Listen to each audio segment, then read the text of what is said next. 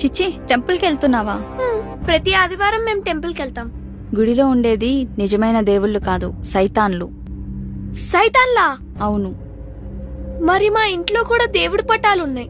అవన్నీ ఒట్టి బొమ్మలు. హిందూ దేవుళ్ళందరూ వ్యభిచారం వల్ల పుట్టిన వాళ్ళు. నీకు తెలుసా? తెలియదు, మా అమ్మ కూడా ఎప్పుడు చెప్పలేదు. ఎందుకంటే మీ అమ్మకు కూడా తెలియదు కాబట్టి.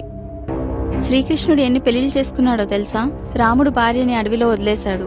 ఇంకా విష్ణువు అయితే సొంత కూతుర్నే పెళ్లి చేసుకున్నాడు. ఇంకా శివుడైతే తన లింగము నేను చెప్పలేను, ఎందుకంటే నువ్వు చాలా చిన్న పిల్లవు కాబట్టి. మరి నిజమైన దేవుడు ఎవరు? నిజమైన దేవుడు యేసుక్రీస్తు మాత్రమే. ఆయన తప్ప వేరొక దేవుడు లేడు. పరిశుద్ధుడు మన దేవుడు.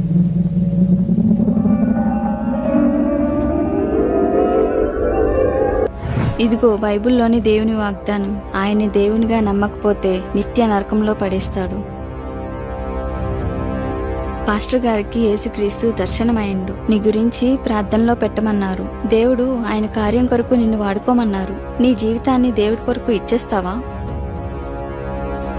ఆయన నీకోసం ప్రాణమే ఇచ్చారు. ఆయన కోసం జీవించలేవా? లేకపోతే శాశ్వతమైన నరకంలో పడిపోతావు. బాగా ఆలోచించుకొని నీ నిర్ణయం ఏంటో చెప్పు.